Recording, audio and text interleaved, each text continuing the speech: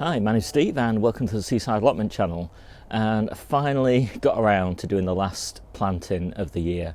And it's a bit late, but we've had loads of frosts actually. It's unusual for us to have quite so many frosts in November. But I don't really like planting new plugs into sort of frost. Well, obviously I can't plant it into frosty soil, but when there's going to be quite a succession of frosts over the next few days. So I've had to keep delaying and delaying and delaying, and now I've got a 10-day forecast with no frosts here, so I can get some stuff planted. And I've got some beetroot that obviously is going to overwinter for hopefully an early harvest in spring, and I'm just planting that into an existing beetroot bed that I planted quite low density, and I think, well, I'll just pop some extras in there and I can always thin them out and use them as leaves. I've got some spring onions, last batch of spring onions until probably about February now. And I think I'm going to winter plant those into the carrot bed, because I'm kind of doing an experiment with overwintering carrots as small plants, hopefully to get an early crop again in spring. And it's kind of touch and go whether they'll bolt or not, you know, because I've tried this before with plantings in right at the beginning of February. And they grew on great, and I was really pleased with them. And then they all bolted. Well, not all of them, but you know, probably about 60% of them bolted.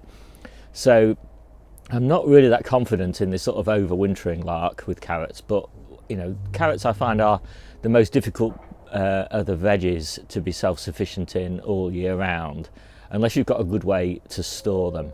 And our issue is that we've never yet grown enough carrots rather, that are good enough quality to store.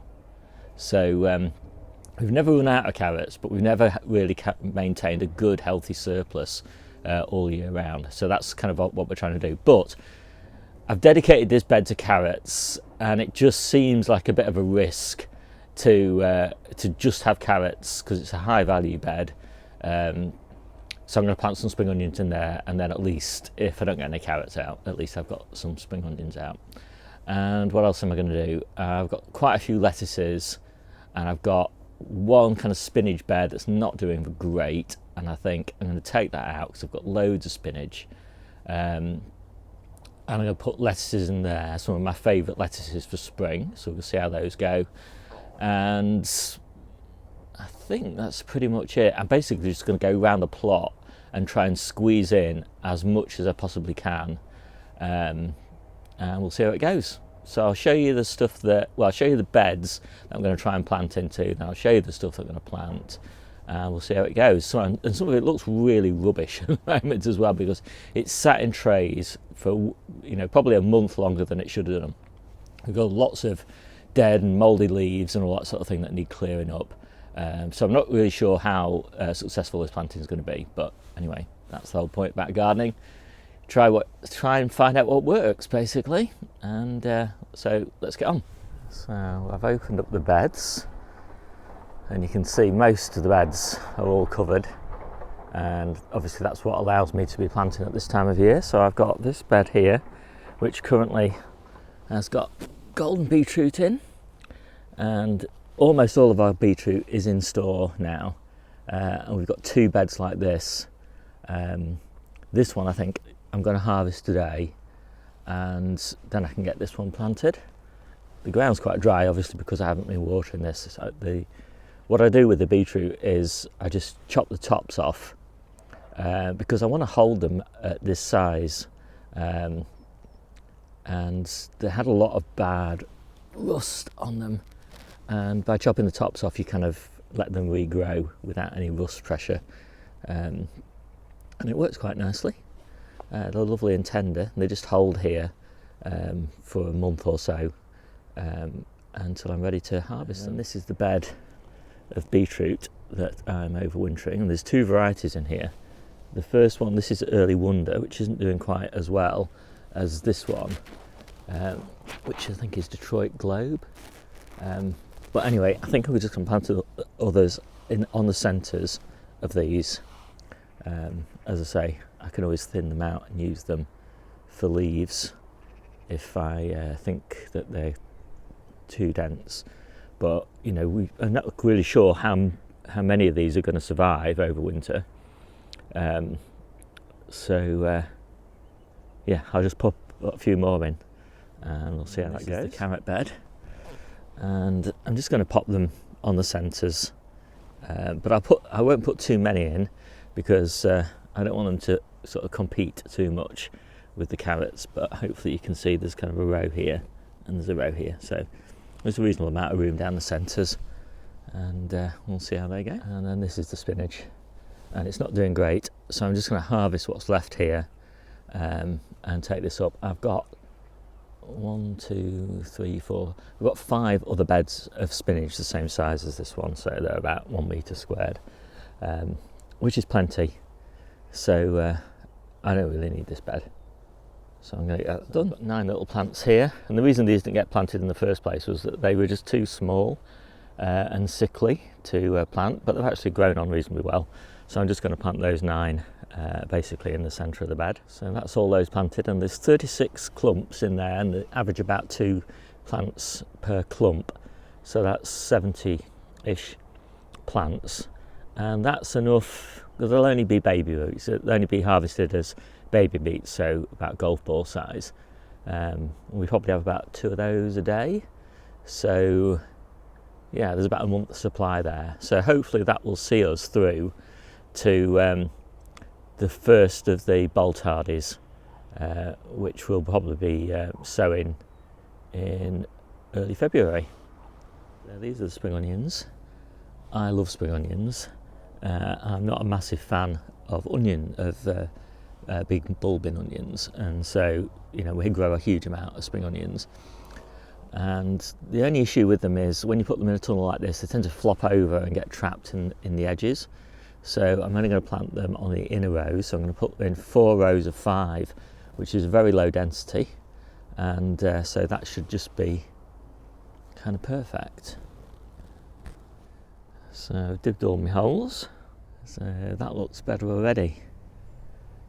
And if anybody's wondering about the kind of benefits of interplanting carrots and spring onions like this, I mean, some people say that the spring onion, the smell from them will reduce the risk of carrot fly, and obviously hopefully these will be out of the ground before the carrot fly are laying their eggs, but that's kind of one potential benefit. But interestingly, a couple of years ago when I still direct seeded spring onions, which I don't do now, I do them all in modules, I planted one of these hoot tunnels, so this is a hoot tunnel, with carrots in February, I think it was, and nothing came up, and so in sort of desperation to get a crop, I planted spring onions in the same rows as the carrots, and then a few weeks later the carrots germinated at the same time as the spring onions, and they grew together in the same rows, and I actually got a pretty good crop of both. So interplanting them like this should be just fine. It's also worth noting that spring onions are, like onions of course, hardy enough to go all through winter outside in theory, but it is very windy here and they do tend to get a lot of damage, and you can see here some examples of spring onions that I've got outside. They're okay and they'll taste lovely, but you will need to cut a lot of the greens off because they're not particularly great quality, and I really like the greens. So yeah, but in theory, if you've got a sheltered spot, it's quite sunny but sheltered from the wind, you can do spring onions outside, no problem at all. I just happen to have no outside space at the moment to put them in. And one of the viewers of my channel asked me, said, "Oh, I'd have liked to have seen your field beans." So this is the earliest bed of field beans that I've got, and we've been harvesting these for ages, and we keep on taking the tops off. So that one's had its top taken off, for example, and up from the bottom, look, comes another shoot with another top, another growing tip that's ready for harvesting. And here's another example here. It's been harvested, up comes another one, and they're all like that. So you can see lots of new growth coming up from the bottom everywhere that I've harvested a tip. They are looking a bit ragged, I must admit. These are, as I said, these are the earliest ones that I sowed, and I sowed these I think in October, beginning of October, maybe even the middle of September, I'm not 100% sure. And yeah, so these have been harvested quite a lot. I've probably taken 2 or 3 tips off every single one of these. I would point out, it's only these tips, I'll just pick one really. It's only that bit really that's worth eating, you know, because it's young. Get rid of that leaf. It's young and tender, and there's lots of leaf and very little stalk. But yeah, they work really well. So yeah, that's what the bed I'm currently picking from looks like, and I've got loads more down there. And this is what the main bed of field beans looks like. This is going to be the brassica bed soon, and you can see that some of these now are ready to start pinching the tips out, or almost ready. Maybe give them another week.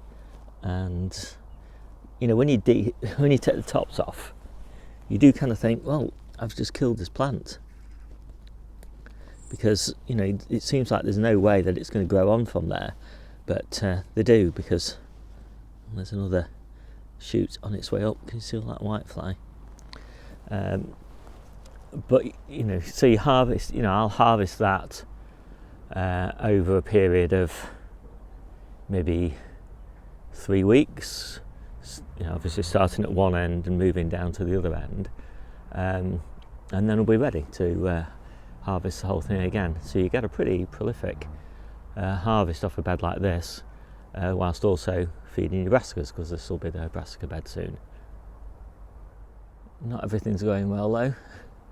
These are the broad beans on this side, and this is the garlic on this side, and there is nothing, not a sign of anything. And so these are at least 3 or 4 weeks late. They were planted probably 2 weeks late, but they're still running late. Just shows you, you know, what 2 weeks can do.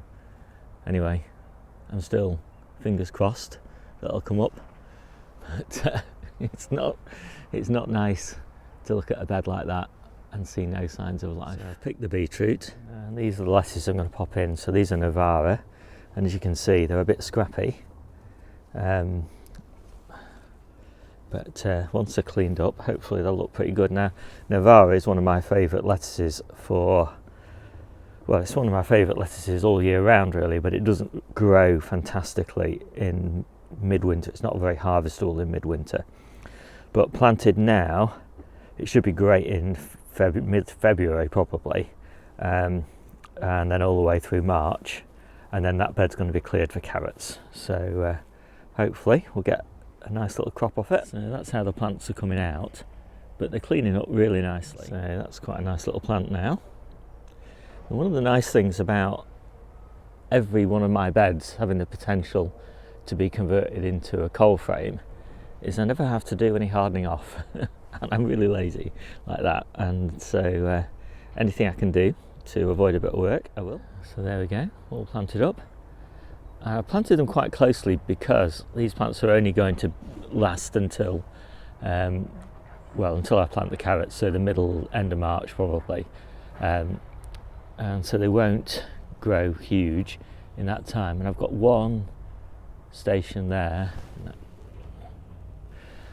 and I've run out of plants, so I'm going to have to use some of my reserves.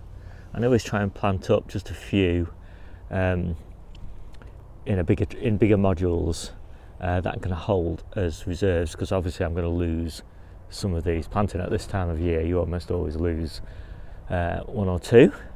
So one of those is going to go in. It's a beautiful plant. Lots of people ask me, why do I have these pieces of wood in the middle of my cold frames? Well, I quite like just that make the cold frames really sturdy, but also so I can get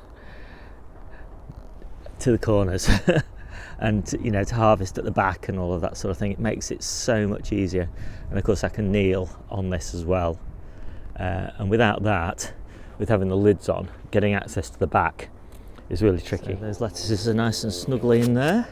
Just put them on the lowest vented setting.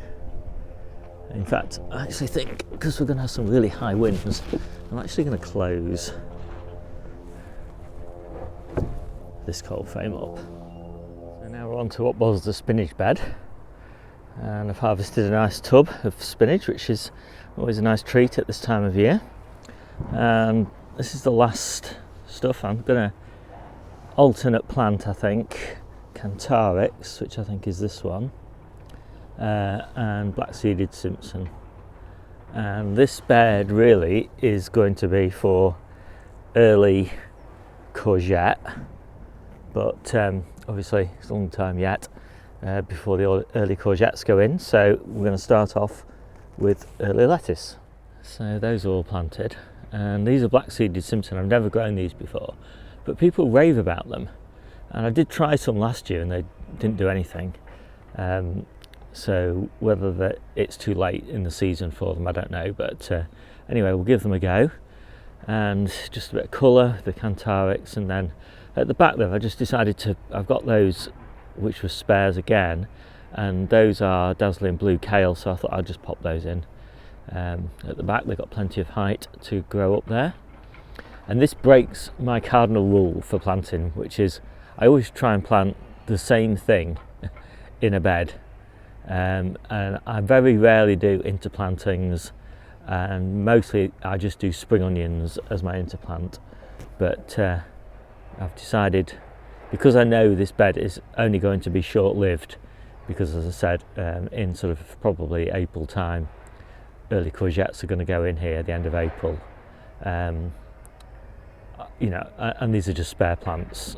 I can afford to risk it. Brings me to the last of the outdoor beds I'm going to be planting, and I'm basically just filling in gaps. You can see I've got quite a few gaps in this bed where I've lost plants, and in that one as well, a few down here. And I've got these spares, so I'm going to pop these in and see how they do. I've actually got better spares than these, but I'm going to throw these away, so I'll give them a go and see what happens. But I'm a bit disappointed by this bed. I don't really know why I've lost so many lettuces out of it, but I guess the lesson there is maybe no lettuces in this bed next year, and certainly this is going to be summer squashes, I think, next year, so I'll just have to try and remember to put spinach or something like that in later on in the season. So that's all those gaps filled. And inspecting the plants that had died, a lot of them had got slug damage to the growing points, so that probably explains it. And I found a few slugs in them as well. I've not got much confidence that these will live, but anyway, as I said, I don't really recommend planting at this time of year, but I just got spares, and I just hate to see bare soil. So it's raining now, and I'm on my bike, which is always a bit of a blow. So I'm inside the polytunnel, and I'm going to start potting on the last succession of this year's brassicas. So I'll show you those, and I'll get on. These are my babies. I've got some Calabrese Marathon, some cauliflower all year round, and some Duncan spring cabbage, and some sprouts. Obviously, it's not the right time to sow sprouts, but these are being grown for leaves using my special technique, and I've got a video all about that if you want to see it. So I'm all set up, so I'm going to get potting on. So there they are, all planted up, and these are going to go in the mini greenhouse with all the other overwintered brassicas. All my spares, apart from these 6 of each types of lettuce, are all planted now, and everything else is moved onto here or into the little greenhouse, which has the advantage that this whole trestle table now is clear, and that means much more light for all the stuff that's underneath it, and actually more light comes across to this side of the polytunnel as well, so that's really great. But it also means that as I'm working, I've got lots of space, and this trestle table obviously will start to fill up again in March really, but by then there's a lot more light, so I'll probably fill up this end here initially, and you know, there'll be plenty of light getting in here for the stuff underneath here by March time, and then as it gradually fills up into April and May, obviously there's more and more light, and lettuces don't need much light and spinach doesn't need too much light either. So yeah, it all works out. So hope you enjoyed this little video on my winter jobs, and I'll see you soon.